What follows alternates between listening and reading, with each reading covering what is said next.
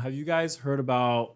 It's in the news right now. There's like this abandoned Yes. Oh yeah, skyscraper. ocean-wide Yes, towers. yes. Oh yeah. So 27 stories high, abandoned because of whatever reason. Some people say money laundering. Some people say just just honest bankruptcy. But yeah, and it's obviously getting tagged, as you know. Yeah. There's people like base jumping off of it. Have you guys seen That the looks video? like fun. Yeah. Have you guys seen the dude? He's Yeah. just with a parachute just Yeah, flying just off legit, of it. yeah, That's yeah. crazy. I heard there was like rave. Not all call them raves, but like parties there. It's just because it's abandoned, people are taking advantage of it. Where's our invite for that? Hey, I'm not throwing the party, but we would love an invite. We would love an invite. But like, what are your thoughts on? Because you're a muralist. You are in the public space as far as art. Yeah. Graffiti can be looked at in the same light. What are your thoughts on graffiti and maybe what's happening to that building? I personally love it. I think, even though I don't come from that background, like I came to muraling from a fine art background, I know there are a lot of muralists who come from a graffiti background. So they start writing letters and stuff and doing pieces before they actually switch to like more fine art stuff. And so there is a lot of back and forth in those worlds. I think it's awesome. Obviously, when you have a building that's that size that just doesn't get completed, it becomes a blight, Like it goes from a project that's supposed to benefit the community to a huge eyesore.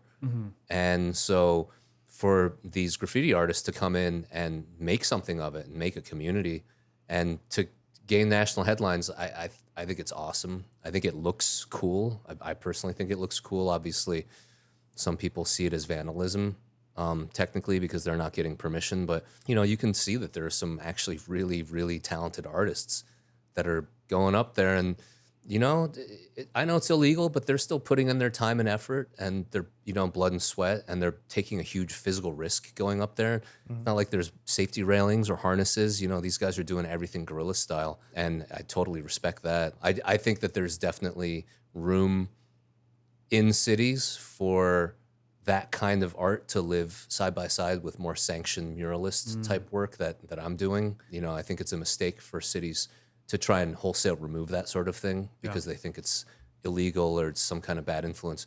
It's a different style of art. The one thing you're maybe going to do is do the Streisand effect, where the more attention you call to it to try and get removal from it, to try and remove it, the stronger it's going to get and the more robust it's going to get. And so I just love the irony too. Yeah. Have you guys gotten a chance to check it out? It looks so good. Yeah. Yeah, it's so impressive because you see it on like the drone footage, but Yeah. then when you actually see it in Yeah. real life, like looking up at this building, like you can see the letters like from the ground. Yeah. Did you ever have your hand in aerosol at all? Have you?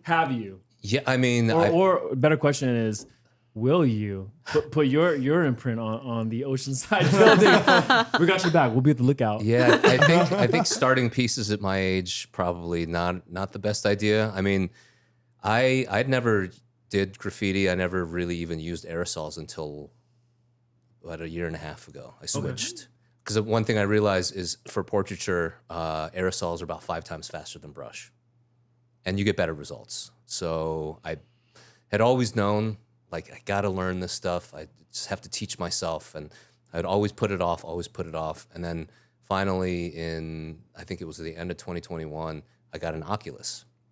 Oh yeah, the VR. Yeah, okay, Yeah, cool. and so there's a game on there called King Spray. It's like a graffiti simulator. Yeah.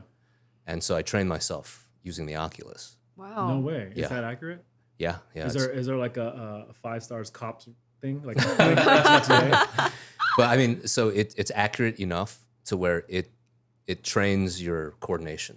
wow. So you can that's actually. cool. So I did probably 2 or 3 weeks of like 8 hours a day on the Oculus, and then did my first physical piece with spray paint. And on like at your own place or yeah, like on a piece of plywood. okay, And then after seeing that, I was like, I might be able to use this professionally. dude, that'd be sick. So I That's so practiced a little bit more on the Oculus and then started incorporating it into my work professionally. And it's like transformed my entire like professional practice. That's dope. Yeah. What do you guys think about like you know, having that type of art like side by side. Like I know some cities really embrace it. Some cities, you know, reject it. They want it more clean. Like I could never see Seattle ever having that. But I feel like Berlin, I forget where else, but they have literally an alleyway full of just like graffiti and like it rotates kind of like your menu, but it rotates every so often because there's new like artists coming in and showcasing their ideas. But like as far as LA goes, because I know you're native, do you guys welcome that? I'm obviously transplant, so I mean, I think it's cool to see different forms of art show. And I think the question for me that kind of runs into is what is the boundary of what sanctioned versus unsanctioned is?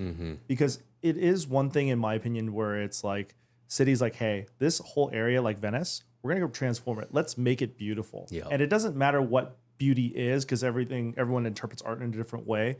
But for them to be like, hey, we approve this, do it. We just like your style, John. Like we like your style, like whoever else is going to do this. And it's like, great.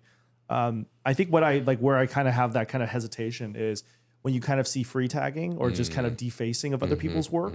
It's like someone worked really hard to make that beautiful. Like there's a mural of like Kobe somewhere. Like there's a mural that you've set up, and if the moment the light turns off, that shouldn't get defaced. Right. You know, and I think that's where I would personally draw the line, but I love seeing cities embrace more of that. I remember when I was in Portland recently too, there's complete sections of the city that are all giant, beautiful murals. Like even near the Nordstrom in downtown, there's a mural nearby it, and that was unheard of a while ago. And that's just all it required was some city official saying, we're gonna make that someone's piece of artwork. Let's let them do it. And they trusted them fully. So I love that. Yeah, Heidi, what about you? Like I know you grew up in the 626. If something like that happened in that area, what are your thoughts? Yeah, I feel like growing up, this is similar to what John said about like city officials maybe thinking that graffiti is a quote unquote bad influence. I think growing up, there was that message of like people who do graffiti, people who skateboard, like you don't want to be associated with those people. But, you know, like I think growing up, especially in LA and knowing people who tag, knowing people who skateboard, it's not about that. It's about creative expression.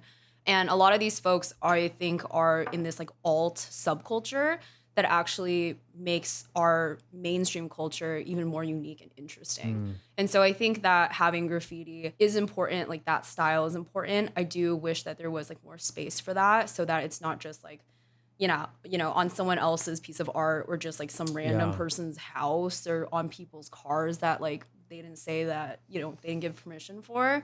So I feel like if there's just more of like communication and consent about it, and then I think it could be really cool. I mean, they have the walls by Venice, right? So those are sort of like free wall. You just sign up for them, and then when your slot opens up, you go and you put up whatever you want. And I do think that the existence of those kinds of spaces does tend to help mitigate unwanted graffiti, like in other spots. And, you know, like you said, sometimes if it's someone putting a tag or a throw up on top of someone else's mural, like that sucks. That's disrespectful and it's wrong. But at the same time, it's also like sort of what you need. Like you have to accept that that's gonna, like if you want this form of expression, you're gonna end up with these people too, right? Because there's for every good thing, there's always a bad thing that comes with it, right? There's balance in everything, and so you have to accept the bad with the good, and I think it's more important for cities to acknowledge like, hey, this is a